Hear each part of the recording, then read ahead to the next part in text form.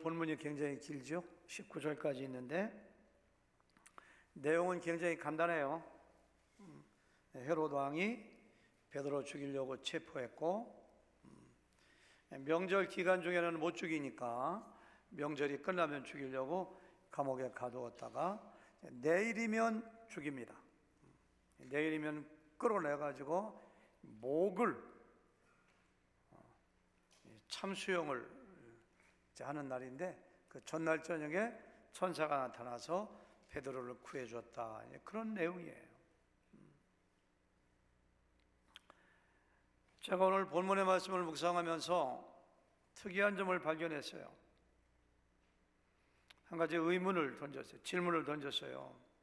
왜 누가는 사도행전을 기록하면서 야고보의 죽음을 그렇게 간단하게 한 줄밖에 기록하지 않았을까? 이게 제 질문입니다. 1절에 보니까 그때에 헤로드 왕이 손을 들어 교회 중에서 몇 사람을 해하려 하여 하고서 2절 한 줄만 기록해요. 다 같이 시작. 2절, 요한의 형제 야고보를 칼로 죽이니. 요한의 형제 야고보. 요한의 형제 야고보가 누구인가요? 예수님의 12제자 중에 한 사람이요, 예수님이 가장 사랑하던 베드로, 요한, 야고보, 세 명의 수제자 중에 한 명인데, 아니 스데반이 죽었을 때 사도행전 7장 8장에 걸쳐서 그렇게 자세하게 어떻게 죽었는지, 무슨 말을 하고 죽었는지, 설교 어떻게 했는지, 어떤 표정을 하고 죽었는지 그렇게 자세히 기록하더니, 집사가 죽었을 때 기록하더니, 사도 예수님의 12제자 중에 한 사람이 죽었을 때 한 줄만 기록하는 게 저는 잘 이해가 안 되더라고요. 천국에서 야고보가 이 사도행전 읽어보고 상처받았을 것 같아요. 누가가 천국에 갔을 때 따졌을 것 같아요. 누가 너 어떻게 그럴 수가 있어, 이렇게 따졌을 것 같아요. 누가가 왜 그랬을까?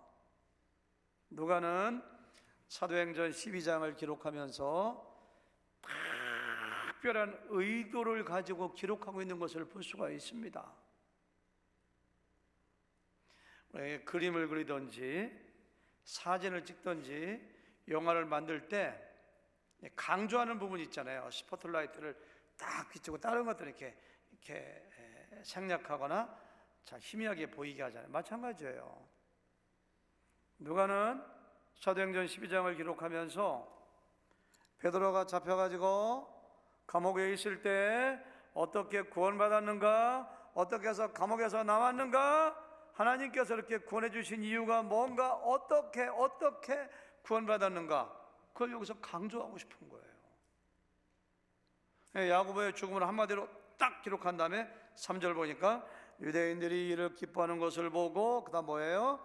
베드로도 잡으려 할세 때는 목유절 기간이라. 잡음에 누굴 잡았어요? 베드로를. 옥에 가두어 군인 넷씩인 네패에게, 넷씩 네패니까 16명이 지켜요. 맡겨 지키고 6월절 후에 백성 앞에 끌어내고자 하더라. 끌어내서 죽이려고 하는 거예요. 그리고 5절부터는 베드로가 어떻게 해서 그 삼엄한 경비를 뚫고 천사에 의하여 해방되어 살아났는가를 기록하는데, 그 포인트가 바로 뭐냐? 예루살렘 교회에 중보 기도가 있었다는 사실을 강조하는 거예요.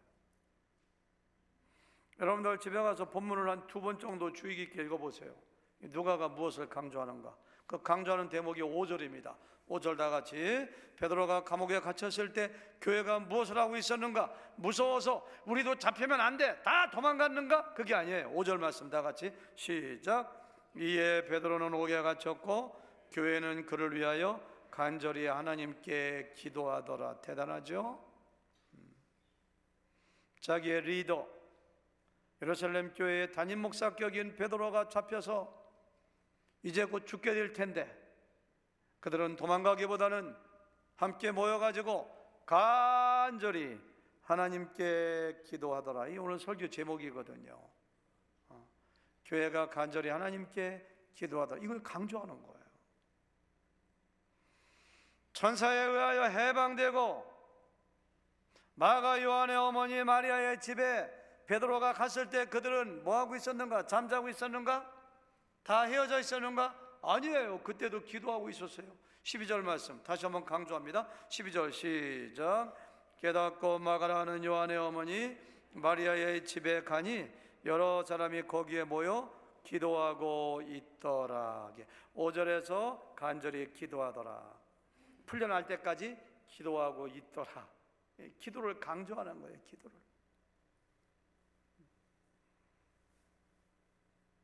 여러분, 오늘 설교를 통해서 중보 기도가 얼마나 파워풀한가. 하나님께서 교회를 위하여, 선교사를 위하여, 내 자녀를 위하여, 누군가를 위하여 기도할 때 그 중보 기도에 얼마나 잘 응답해 주시는가.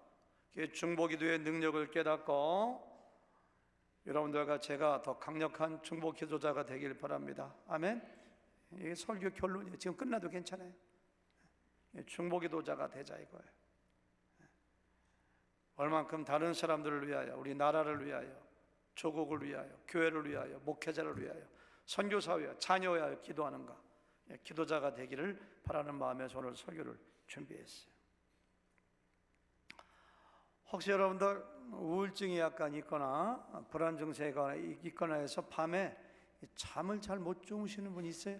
한번 있으면 손 얼른 내렸다 좀 이렇게 올렸다 좀 내려보세요. 할렐루야. 우리가 한 명도 없네. 들어도 안 들지 뭐, 다 보고 있으니까. 이상해요. 중보 기도는요, 몇 시간 후에 목 베어 죽임을 당하는 염려와 근심과 불안과 공포 가운데 있는 사람을 푹 자게 맹글어줘요. 충청도 말로 맹글어줘요. 그렇죠? 지금 베드로가 몇 시간 있으면 죽어요. 날이 밝으면은 끌어내가지고 IS 같은 사람들이 기독교 신자들을 붙잡아가지고 그냥 목을 베어가지고 참수하는 장면을 나는 차마 유튜브에 나온 거 못 봐요.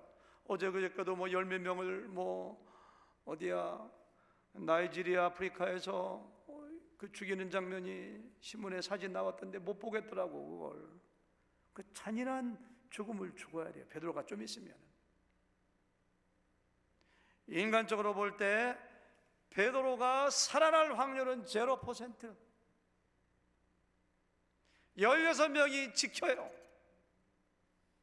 헤롯이 야고보를 죽이고 나니까 유대 사람들이 너무너무 막 환호성을 이루고 막 기뻐하니까 이 정치가들은 인기를 먹고 자라나가 살거든요.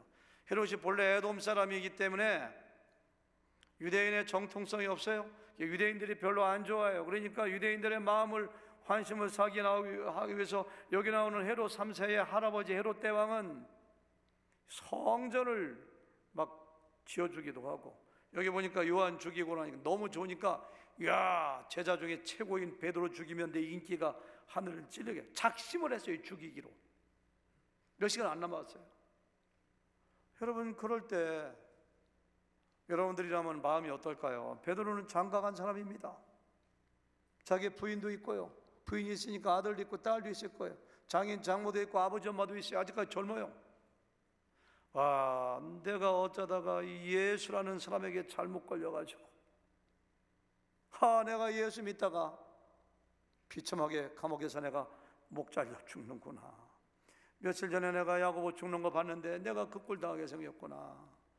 내가 죽으면 어떻게 하나, 우리 아내는 시집가라고 해야 되나, 어떻게 해야 되나, 내가 죽으면 우리 자식은 어떻게 해야 되는가, 별 생각이 다 들 거예요. 사형수들이 사형당하러 가다 보면은 똥오줌 다 싼다잖아요. 잠이 오겠어요, 이 밤에? 근데 베드로가 어떻게 하고 있는가 볼까요? 6절 말씀 다 같이 시작. 헤롯이 잡아내려고 하는 그 전날 밤에 베드로가 두 군인 틈에서 두 쇠사슬에 매여 누워 자는데 파수꾼들이 문 밖에서 옥을 지키는, 쇠사슬에 매여 누워 자는데 이렇게 했어요. 16명의 파수꾼들이, 간수들이 4명씩 4개 조야. 문이 1차 관문, 2차 관문, 3차 관문인데 각 문마다 4명씩 지키고 나머지 4명은 감방 안에서 지키는데 두 사람은 베드로가 누워 있으니까 같이 옆에 누워서 팔과 팔을 간수하고 이렇게 쇠사슬을 묶고 있어. 도망가지 못하게. 두 명은 서서 지킬 거예요. 아마 어떻게 지키는 거예요? 잠이 오겠어요? 근데 베드로가 뭐예요? 쇠사슬에 매여 두 군인의 틈에서 두 쇠사슬에 매여 양쪽 팔 잠을 자요. 얼마나 깊이 잠들었는지 천사가 와서 감옥에 들어오니까 광채가 확 비치면 우리가 잠을 깨잖아요. 안 일어나. 베드로야 일어나 이렇게 했을 것 같아요. 근데도 못 들어. 그러니까 뭐예요? 옆구리를 찼다. 발로 찼는지 손으로 찼는지 모르지만 천사가 와서 베드로의 옆구리를 차니까 그제서야 누구요? 하고서 이렇게 일어났다는 얘기 나와 있어요.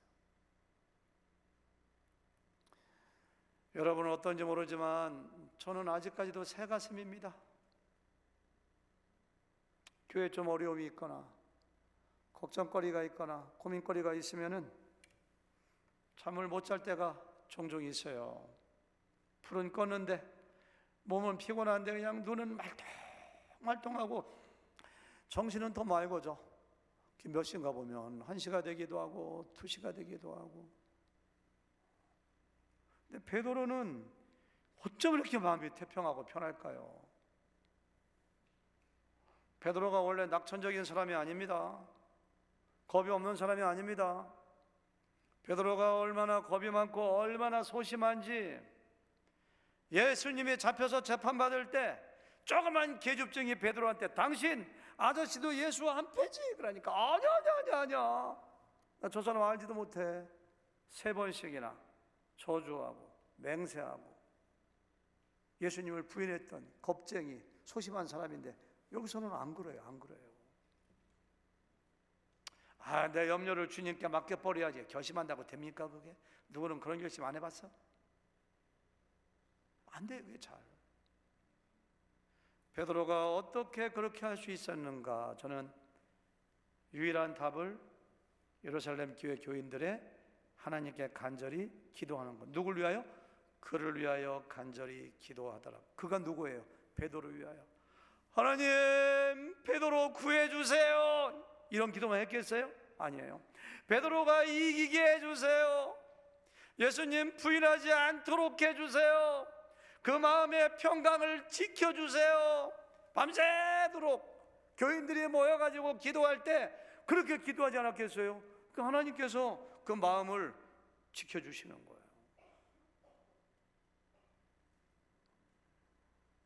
원칙적으로 이야기하면 예수님 믿고 구원받은 사람들은 절대로 우울증 걸리면 안 돼요.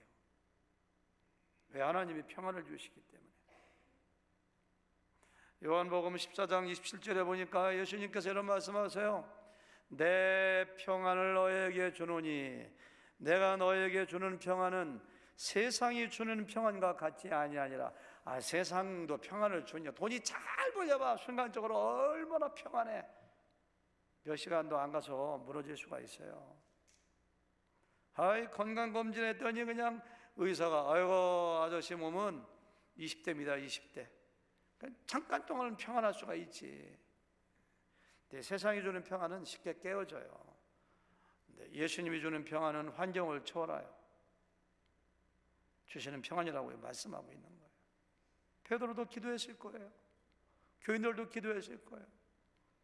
하나님께서 초자연적인 놀라운 평강을 그에게 주어가지고 그냥 자는 거예요. 성경에 안 나왔지만 저는 베드로가 코 골고 잤을 것 같아요. 잤을 것 같아요. 얼마나 마음이 평안한지 그냥. 사도 바울은 사도 바울은 빌립보 4장 6절에서 이렇게 다 같이 아무것도 염려하지 말고, 그렇죠? 염려할 상황이에요. 근데 염려하지 말고, 그다음 뭐예요? 다만 모든 일에 뭐로?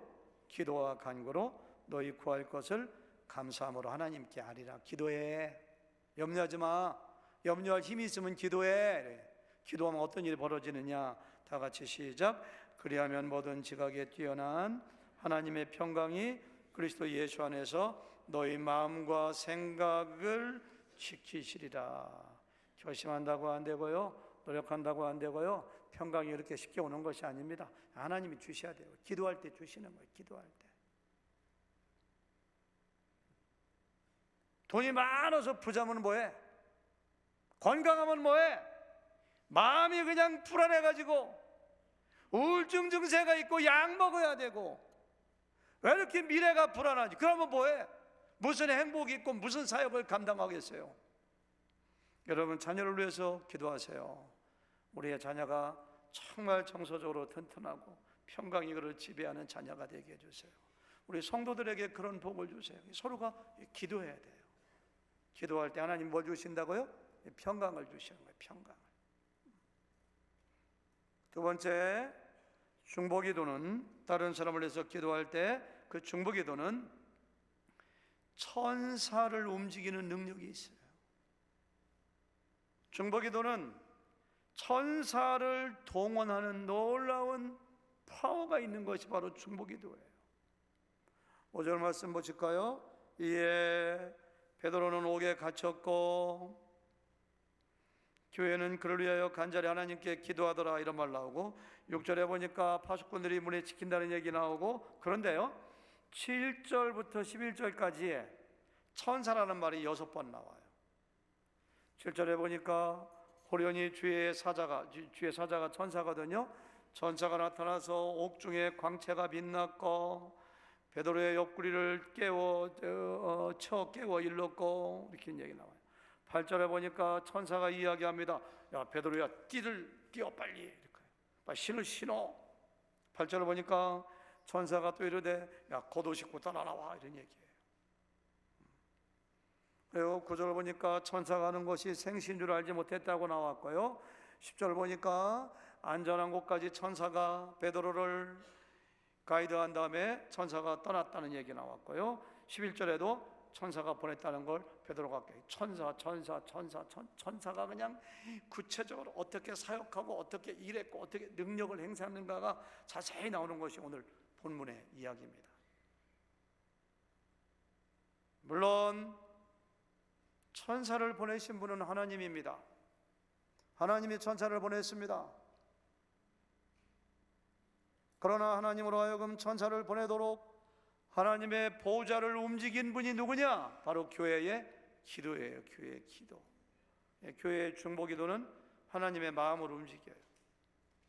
교회의 중보기도는 하나님의 보좌를 움직여요. 그러니까 천사를 보내도록 만들어요.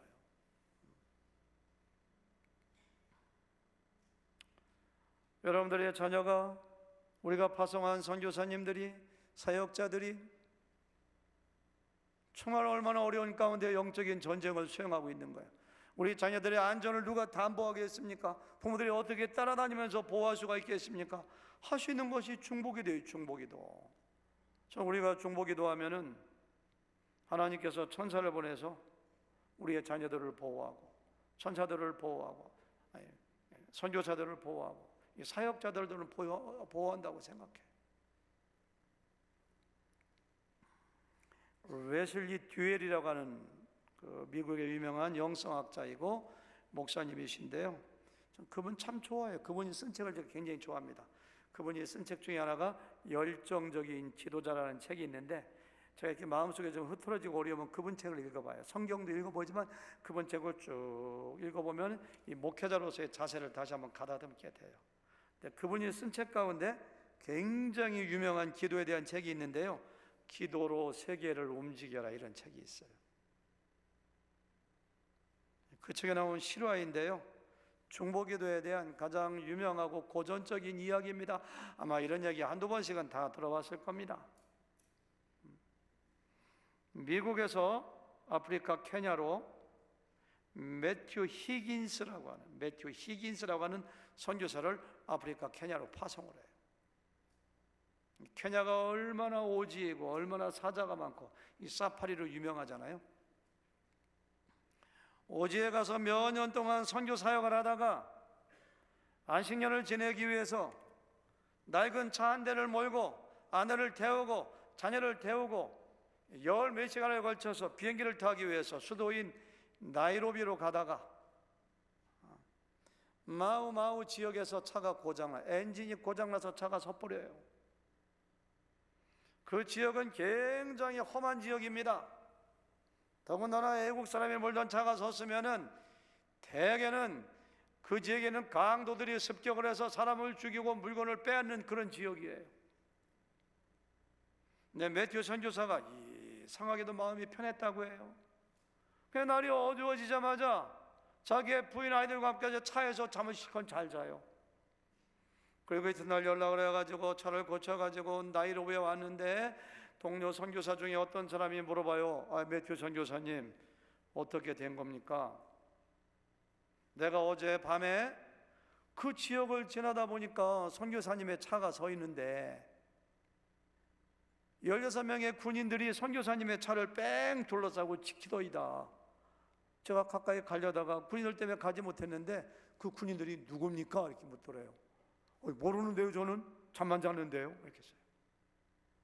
그럼 미국에 와가지고 여러 교회 다니면서 선교 보고하고 설교하고 간증하는데 텍사스의 어느 교회를 방문해서 선교 보고한 다음에 내려왔는데 담임 목사님이 그렇게 물었다고 해요. 매튜 선교사님, 몇 월 며칠 몇 시쯤에 무슨 일이 없었습니까? 이렇게 물어보더래요. 왜요? 그날 제가 수요일에 설교를 마치고 예배 마치고 축도하고 끝나려고 하는데 마음속에 갑자기 성령님이 강한 감동을 줘가지고 아프리카 케냐에 있는 매튜 선교사를 기도하라 그런 생각이 막 들어가지고 자기도 모르게 광고했대요. 예배가 마친 다음에 매튜 선교사 위해서 기도하려 할 테니까 기도하기 원하시는 분들 남아서 기도합시다. 그때 남은 사람이 담임 목사를 포함해서 16명이었다고 해요. 16명. 그 16명이 열심히 기도했는데 그때가 바로 차가 고장나서 갇혀 있을 때라. 16명이 열심히 기도했는데 하나님께서 놀랍게도 16명의 천군 천사를 보내서 나를 보호해주고 나를 지켜줬다. 이것이 매튜 히긴스 선교사님의 간증이에요. 내가 강도당하지 않은 것은, 무사할 수 있었던 것은, 마음 편하게 잠잘 수 있었던 것은 하나님이 천군 천사를 보내가지고 나를 지켜주셨다. 이렇게 간증을 하고 있어요. 제가 한국에 있을 때 한 10,000명 가까이 되는 대형교회 다녔는데 담임 목사님이 설교할 때 그런 간증하신 게 아직까지도 잊혀지지 않아요. 담임 목사님이 군대 갔었는데 휴가를 맡아가지고 집에를 왔대요. 근데 어머니가 버선발로 막 나오더니만은 앉혀놓고 야야야야 너 며칠 전에 무슨 일이 있었니? 어머니 왜 그러세요? 내가 빨래터에 가서 막 빨래를 시내 가서 빨래를 하는데 갑자기 마음 가운데 군대 가는 우리 장남 너를 위해서 기도해야 되겠다 이런 생각이 들어가지고 집에 들어가서 방에서 너를 위해서 열심히 기도했는데 그제서야 마음이 평안해졌는데 그때 무슨 일이 있었냐? 그러니까 그때 내원에서 불났을 때래요. 불났을 때 자기는 다치지 않았다고 그런 말씀을 설교 중에 이렇게 하시더라고요. 혹시 여러분들이 내 자녀를 위하여 내가 누군가를 위하여 기도해야 되겠다 그런 생각이 들면은 성령께서 기도하라고 말씀하시는 거거든요. 또 정기적으로 날마다 누군가를 위해서 기도하고 자녀를 위해서 기도하고 그럴 때 하나님께서 응답해 주세요. 시편 34편은 다윗이 가장 큰 위기를 맞이해서 그 위기를 극복한 다음에 기록한 시가 시편 34편이에요. 사울이 자기를 죽이려고 하니까 도망가다가 더 이상 도망갈 데가 없으니까 블레셋으로 피해서 도망갔습니다. 블레셋은 완전히 이스라엘의 적국입니다. 블레셋의 골레셋 장군을 죽였습니다. 블레셋 사람들을 다윗이 얼마나 많이 전쟁 중에 죽였는가요? 블레셋 사람들이 자기를 몰라볼 줄 알았는데 보자마자 와, 골리앗 장군 중인 다윗이 제 발로 걸어왔네. 이스라엘 사람들이 사울이 죽인 자는 천천히요 다윗이 죽인 자는 만만이라 다윗이 굴러왔네. 벗어날 수가 없어요. 죽게 되어 있어요. 다윗이 그런데 하나님이 지혜 주시고 천군 전사가 지켜져서 극적으로 살아서 나오잖아요. 그 다음에 쓴 시가 시편 34편이에요 6절 읽어볼까요? 6절 한번 띄워주세요. 다윗이 이런 고백합니다. 이 곤고한 자가 부르짖음에 기도했다는 거예요. 위기를 당하자마자 기도한 거예요. 여호와께서 들으시고 그의 모든 환난에서 구원하셨도다. 7절 다 같이 시작. 여호와의 천사가 주를 경외하는 자를 둘러 진치고 그들을 건지시는도다. 여호와의 천사가 주를 경외하는 자를 둘러 진치고 그들을 건지시는도다. 할렐루야. 천사가 건진 거예요. 천사가. 시편 91편 11절 다 같이 시작. 그가 너를 위하여 그의 천사들을 명령하사 내 모든 길에서 너를 지키게 하심이라. 이렇게 했어요. 중보기도할 때 하나님께서 천사를 동원하시고 천사를 보내시고 하나님을 경외한 자를 지키시고 인도하시는 모습을 여기서 볼 수가 있어요. 원고에 없는 이야기인데 오래전에 금요예배 때 이 예를 들었었는데 갑자기 또 생각이 나네요. 제가 CCC 출신인데요. CCC 출신을 갖다 나사렛이라고 해요. 여기 졸업한 사람들이 매주 금요일마다 제가 있던 도시에서 모여가지고 기도회를 가지고 밤 12시까지 찬양하고 기도하고, 저는 그때 안 갔어요. 내 1년 선배되는 지금 목사님이 됐어요. 김대식 형제라, 우리 대학교 1년 선배인데 2살인가 1살짜리 아기를 그 5층 우리 CCC 해관 가에 있는 방에다 재우고서 열심히 기도하는데 밤 12시간 돼서 가보니까 아이가 없더래요.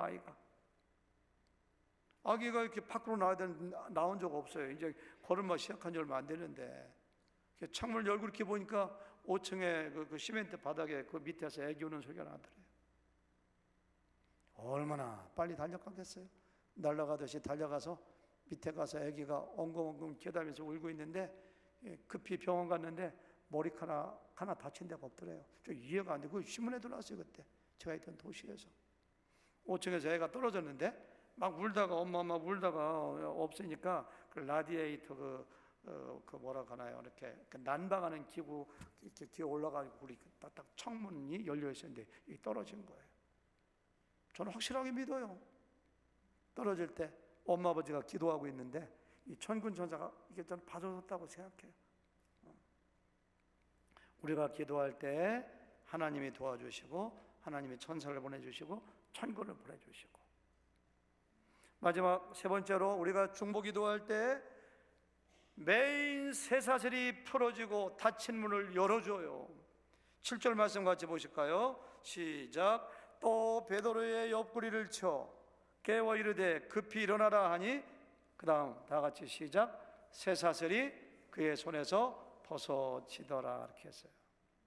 종이가 툭툭툭 끊어지는 것처럼, 실이 끊어지는 것처럼 기도하니까 쇠사슬을 묶었는데 툭툭툭 이렇게 그냥 풀러지는 거예요. 10절입니다. 다 같이 시작. 이에 첫째와 둘째 파수를 지나 시내로 통한 세문에 이르니 문이 저절로 열리는지라. 쇠사슬을 천사가 끄는 게 아니요, 쇠사슬이 끊어지는지라. 수동태입니다. 여기도 뭐예요? 문이 저절로 열리는지라. 저절로 열리는 문이 어디 있어? 누군가 열은 거지. 누가 열었어요? 보이지 않는 하나님의 손. 무엇 때문에? 교회에 간절히 기도하는 기도 소리를 듣고. 참 재밌어요. 여러분 가정에 혹시 이 사탄의 결박처럼 여러분들의 꽝꽝 자녀가 됐건 사업이 됐건 영적인 일이 됐건 사역이 됐건 목장이 됐건 결박되어 끊어지기 원하는 쇠사슬이 있는가요? 기도할 때 끊어져요. 문이 열려야 되는데 문이 열리지가 않아요. 철문이에요. 쇠문이에요. 지키고 있어요. 기도할 때 중보 기도만이 문을 열 수가 있어요. 그 문을 열어야 돼요. 참 이상해요. 저는 중보 기도는 리모컨이라고 생각해요. 원격 장치가 있는 것 같아요. 마가 요한의 어머니 마리아의 집에서 기도하는데, 여기서 기도하는데 쇠사슬은 감옥 안에서 끊어져요. 여기서 기도하는데 철문은 감옥에서 열려요. 거리를 초월해요. 공간을 초월해요. 우리가 여기서 멀리 아프리카에 있는 선교사 위에서 기도할 때 거기서 역사가 일어나요. 저는 참 지금도 이상하게 생각해요. 제가 이 목회를 한 20년 했잖아요. 지난주일로 만 20년입니다. 만 20년 딱. 근데 20년 동안 설교했으면 좀 이렇게 위에 올라올 때 안 떨려야 되는데, 전 지금도 토요일 날 되면 긴장을 합니다. 잠이 잘 안 와요. 토요일 날. 내일 설교를 제대로 할 수 있을 것인가, 어떻게 되는가. 설교하려고 여기 앉아 있다 보면은 자꾸 긴장해지고 어떤 때는 발발발 떨려요. 이상해요. 여기서 여기까지 올라오는 사이에 이렇게 떨다가도 여기 딱 쓰면은 마음이 차분해지고 설교를 어떻게 해야 되겠다 이렇게 막 정리가 되어, 항상 그런 건 아니지만은 왜 그런가 이렇게 보니까 우리 중목교회 팀들이 저를 위해서 기도하는 것 같아요. 오늘도 기도 감사합니다. 오늘도 우리 윤성 이사님, 오인규 목사가 불쌍해 보였는지 오인규 목사님이 설교할 때 하면서 이렇게 저는 그때 속으로 아멘 그럽니다. 여러분들이 저를 위해서 기도해 주시기 때문에 하나님이 천군 천사 도와서 보내주시고, 기도는 저쪽에서 하는데 저에게 막 함께 하시는 걸 저는 느껴요. 제가 한 17년 전인가 8년 전에 유레카 스프링 갔더니 어느 화방에 갔더니 제 눈에 확 들어오는 그림이 있더라고요. 그림이 있는데 프린트한 겁니다. 직접 그린 게 아니라. 보니까 어떤 설교자가 막 설교를 하는데 뒤에서 보니까 그냥 천군 천사들이 그냥 모세가 다니엘이 확 자꾸 막 응원하는 모습이 있더라고요. 보이지 않는 곳에서. 바로 이거다. 그래서 얼마에 하니까 그 당시에 가격도 아니죠. 뭐 40불 주고 사가지고 달라스에서 프레임 해가지고 제 사무실 가면 딱 걸어놓고 제가 설교로 들어올 때 한번 쳐다보고 하나님 저 좀 도와주세요 이렇게 하고 제가 이렇게 들어오거든요. 저는 기도의 힘이라고 생각해요.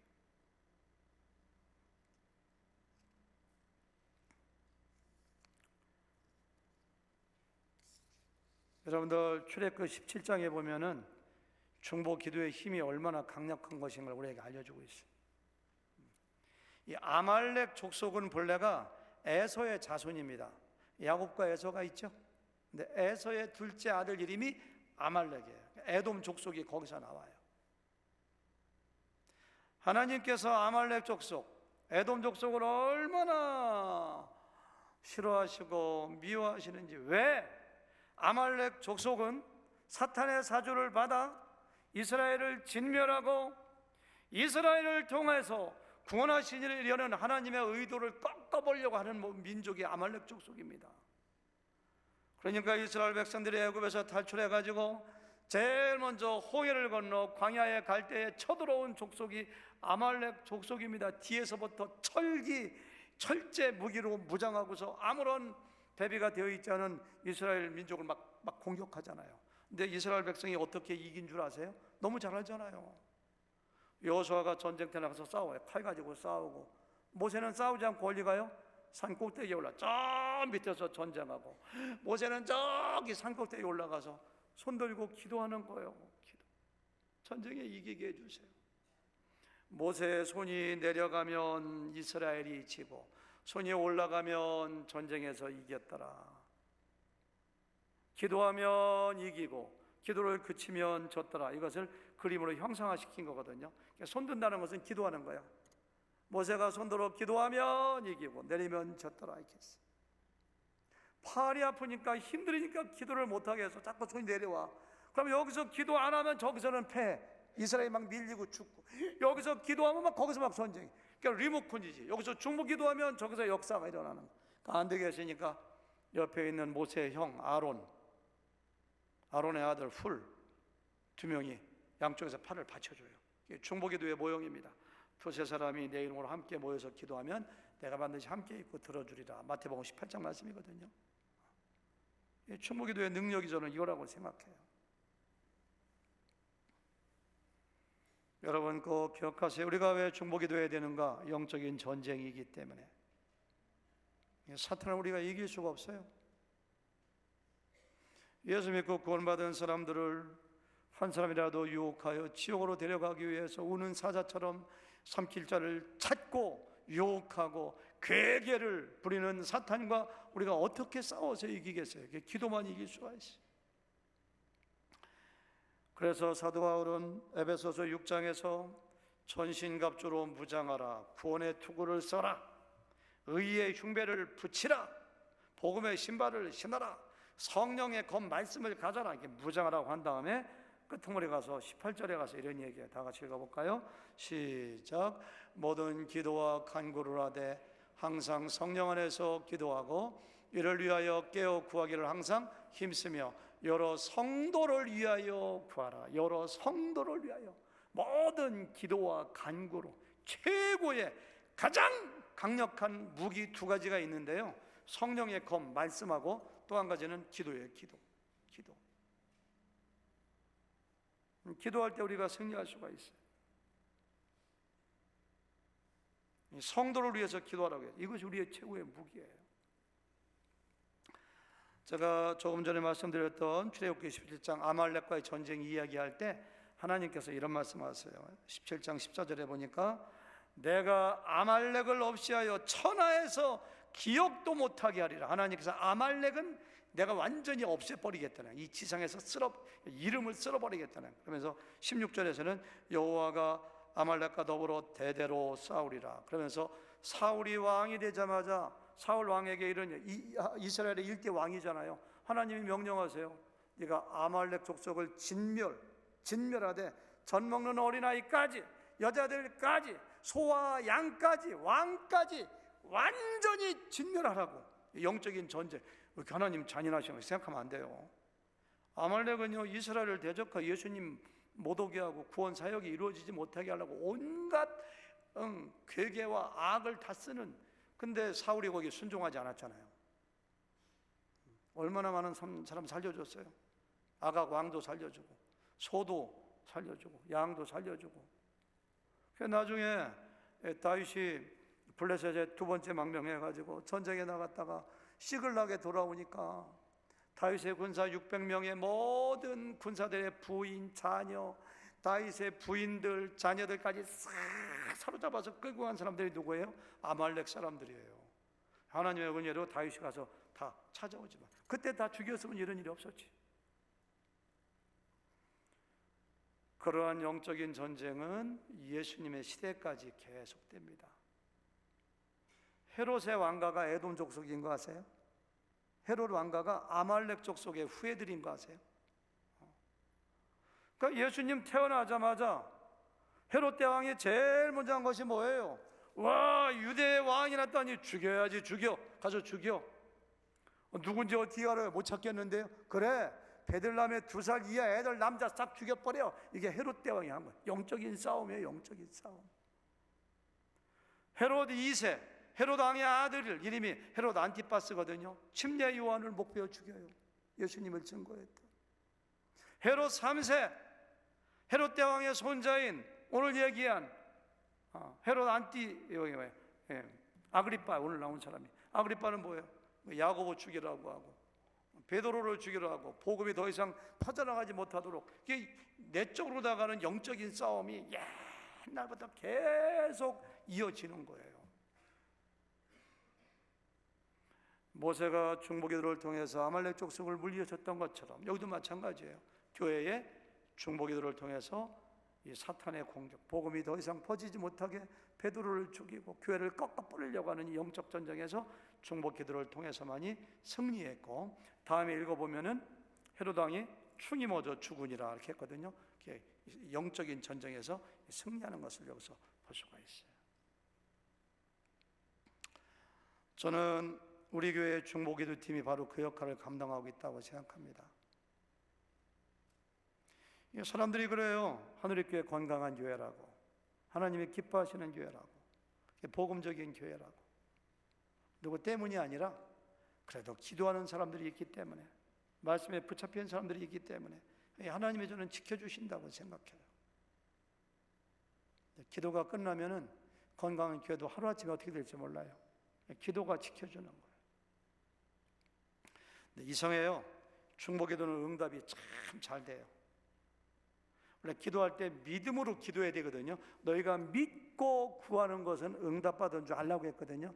근데 참 이상해요. 기도한 사람들은 베드로가 살아 돌아올 줄 몰랐어요. 어떤 목사님이 그랬다고 하더라고요. 어떤 목사님하고 권사님하고 한국에서 암 사기인 어떤 성도님을 신방해서 병원에 가서 하나님 우리 권사님 암 사기인데 살려주세요 믿습니다. 그래서 밖에 나오고 엘리베이터 타고 나오다가 권사님하고 목사님이 아무래도 죽겠죠 이렇게 했다고 하더라고요. 자기들이 기도하고 믿지를 못해. 여기 사람들도 마찬가지예요.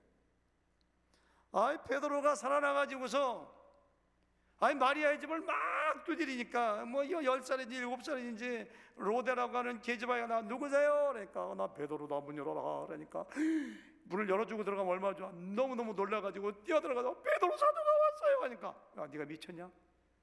베드로가 여기 어떻게 와? 야 베드로 죽어가지고 천사가 온 모양이다.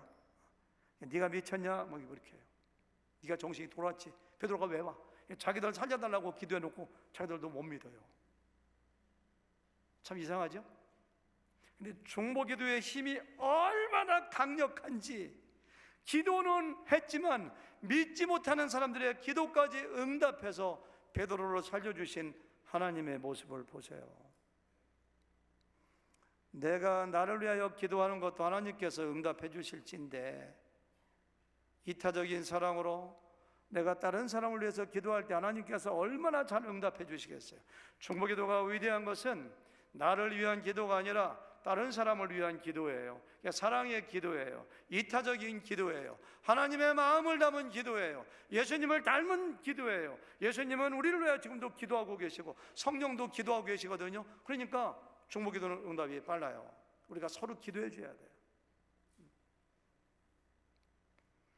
여러분들 내년에 우리 교회 여러분들 더 많은 사람들이 중보기도에 참여하고요. 조금 일찍 와서 기도하면 얼마나 좋아요. 하나님이 기뻐하시는 기도인데요. 중보기도 팀에 나오지 않더라도 가정에서, 직장에서, 교회에서 늘 누군가를 위해서 기도하는 여러분과 제가 또 우리 교회가 되시기를 주님의 이름으로 축원합니다.